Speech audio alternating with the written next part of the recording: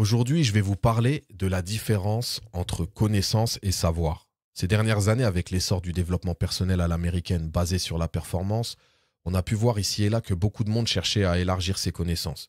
Ceux qui me connaissent savent que je ne suis pas du tout dans la course à la connaissance ou à l'apprentissage froid ou ce que j'appelle l'intelligence froide. Et je vais vous expliquer.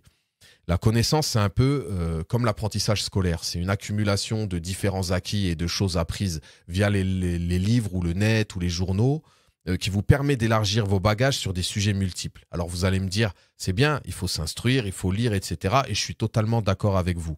Mais la question, c'est pourquoi ? Quelle est votre intention ? Sachez que votre évolution profonde en tant qu'être humain ne sera jamais, et je dis bien jamais, liée à la connaissance en soi.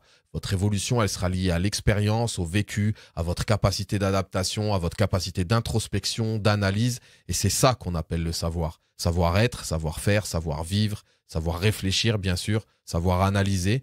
Car si vous n'apprenez des choses que pour briller en société, vous allez acquérir une connaissance que je dirais hypocrite ou profane, voire artificielle. La connaissance peut parfois devenir même une fuite ou une ruse pour ne pas passer par le savoir. Parce que le savoir, c'est douloureux. On l'apprend à nos dépens par les expériences de vie, par l'introspection, par la remise en question et par l'humilité surtout. Et c'est comme ça qu'on devient réellement un savant.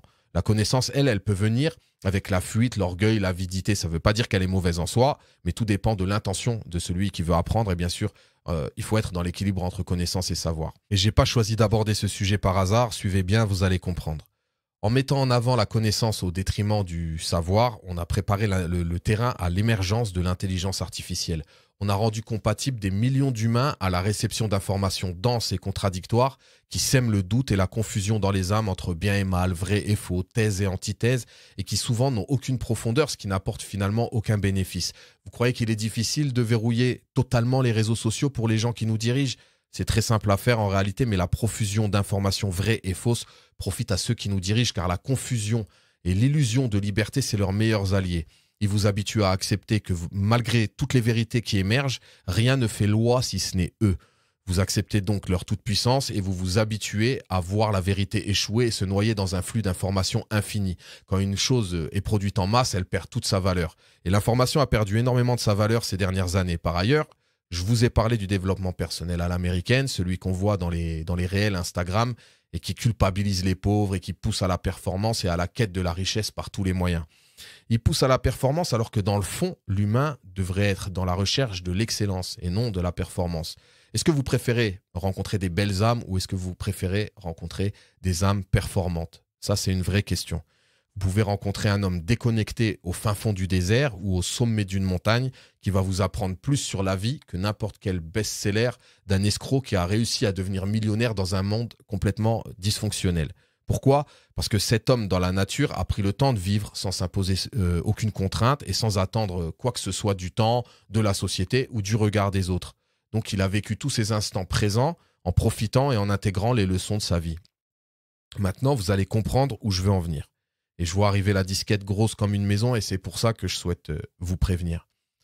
En prônant la performance et la connaissance, on s'enorgueillit forcément dans la recherche de l'esthétisme, cet esthétisme extérieur orgueilleux qui consiste à vouloir plaire aux autres et qui éclipse la beauté intérieure. On sait que la chirurgie esthétique ces 20 dernières années, elle a explosé au point qu'elle est devenue banale et acceptable pour tout et n'importe quoi. Laissez-moi vous dire que la prochaine chirurgie esthétique qui va cartonner et qui risque de détruire l'humanité, c'est celle qui s'inspire de la recherche de la performance et ce sera l'augmentation de l'humain. Bien sûr, sur ses capacités physiques, mais surtout sur ses capacités cognitives. Avec l'émergence de l'intelligence artificielle, l'humain qui n'a pas compris la différence entre connaissance et savoir risque de sombrer par orgueil et esthétisme pour continuer à être performant et beau quelque part.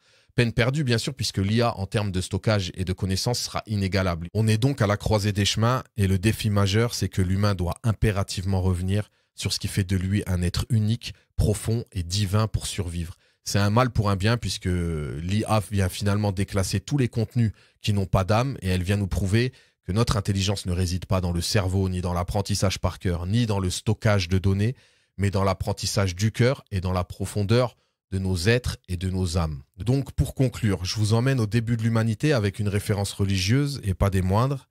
Dans le Coran, Dieu dit qu'il a enseigné à Adam le nom de toute chose. Cela signifie que la connaissance, dans son sens le plus pur, est déjà en nous. L'histoire, c'est un cercle et la boucle sera bouclée lorsque l'humain, toujours séduit par le diable, finira par faire la même erreur que Adam et Ève. J'aime bien dire que la vision chrétienne rejoint la vision islamique, car en islam, l'arbre du fruit défendu est présenté par le diable comme l'arbre de l'immortalité. Et l'immortalité, c'est ce que nous promettent les fous qui nous prêchent et nous vendent l'intelligence artificielle à tout va. Et vous savez comment on appelle cet arbre chez les chrétiens?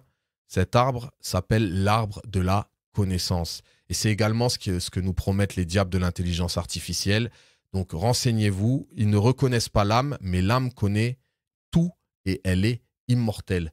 Si vous voulez survivre à l'intelligence artificielle, alors il vous faudra retrouver votre partie divine, votre âme. Voilà.